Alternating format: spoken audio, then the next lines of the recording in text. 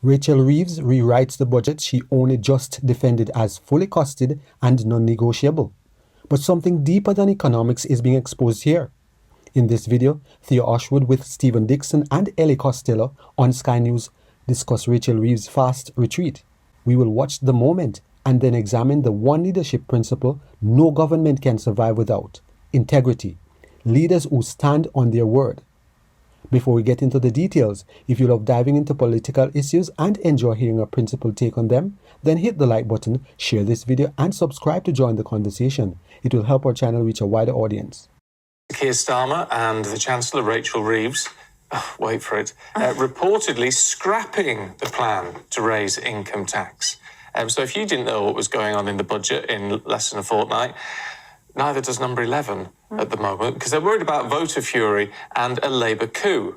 Well, with just 12 days now to go until the nightmare before Christmas budget, as it's being dubbed in some of the tabloids, officials have told the Financial Times that the Downing Street duo have committed to a major U-turn and return to the confines of Labour's manifesto. Let's talk to political commentator Theo Ushwood. I don't know whether to laugh or cry, Theo, because with this, only last week she was saying, well, this would be, it's fair for everyone to sort of pay their way in all of this. Now that doesn't seem to be the case. Well, she's still got to find the money. Well, let's wait and see, because you read down the Financial Times story, and I'm sure it's very well sourced, and actually what the Chancellor is now looking at are the thresholds at which you start paying various rates of tax. So while she may not increase the basic rate or the higher rate of tax, she can change the thresholds, which will mean that actually people end up paying more tax. But isn't she looking at freezing the threat, which are already frozen until 2028? So it's not going to generate any more money till after that. So she could freeze. So she could freeze the thresholds further from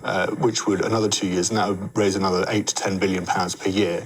But she could also change the thresholds, say, for the personal allowance. So that's at £12,500 a year, tax free. You only start paying the basic rate after that.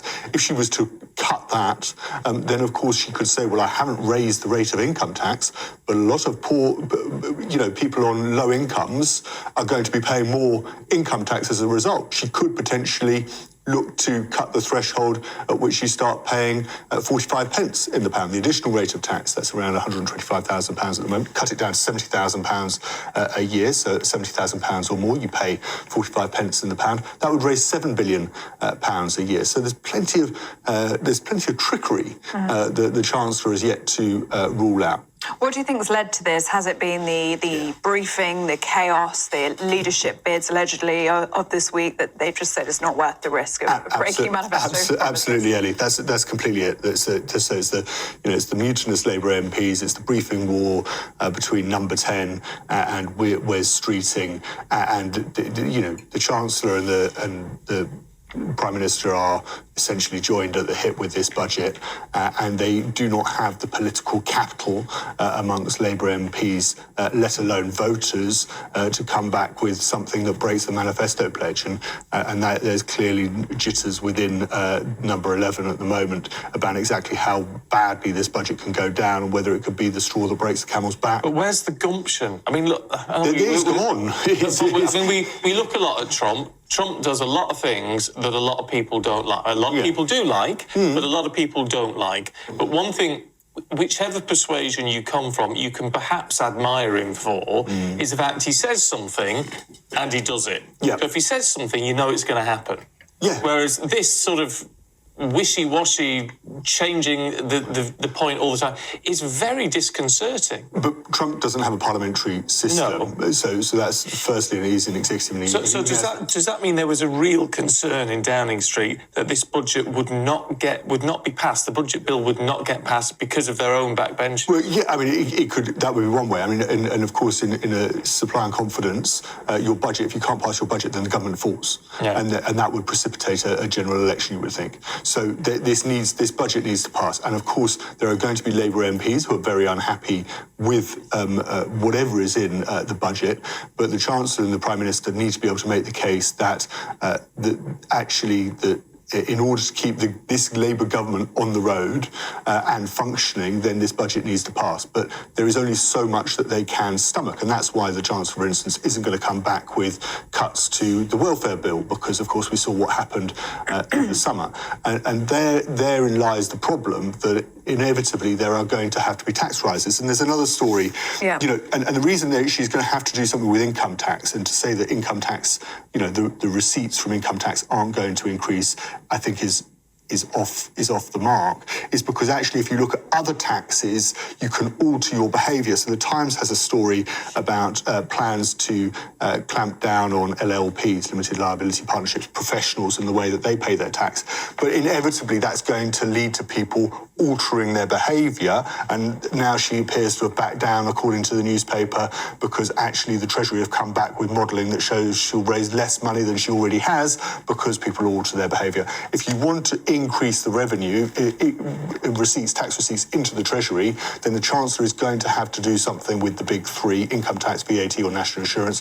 She can't deal with increased VAT, because that will lead to higher inflation. We've already got elements of stagflation at the moment. National insurance, we saw what happened last year, and therefore that leaves income tax. And she's going to do something which is going to mean that we're all going to, one way or another, end up paying more tax. Labour's leadership seems to be in trouble in the midst of a looming budget.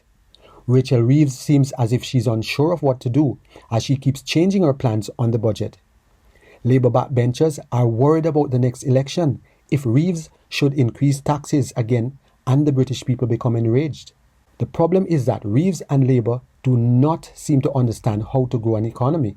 The mindset of how energy works and how it should work is creating a big problem. Businesses cannot grow from high energy costs, and high energy costs are also affecting households and price increases on everything else. Low energy costs would help to increase investments in the country and allow the British people to keep more in their pockets, while the government revenues would increase. The other problem they're having is they continue to break their promises from the manifesto. They keep adding and changing things in the manifesto, creating problems for the British people.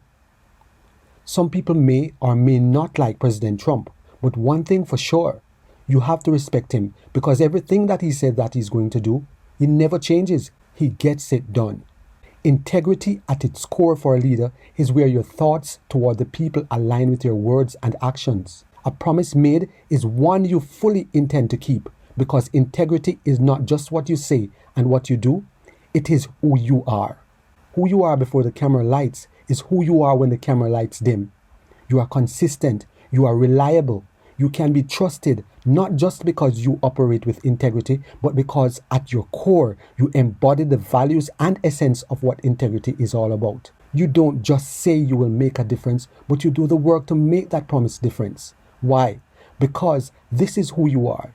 You recognize the weight and responsibility that comes with leadership, and your entire being is so committed to serving with integrity that you have made that commitment to yourself, your community, and your nation to deliver on the promise of change for the better. That, my friend, is the integrity of a true leader. The British people want leaders who stand on their word. They want them to do what they say they will do before they get the job. Expect that same integrity from every person you vote for or support. Reward it when it shows up and refuse to accept anything less when it doesn't. Our nation needs leaders who stand on their word, not because it's popular, but because it is right. If you have benefited in any way from this video, please subscribe, like, share, and be sure to leave us a comment.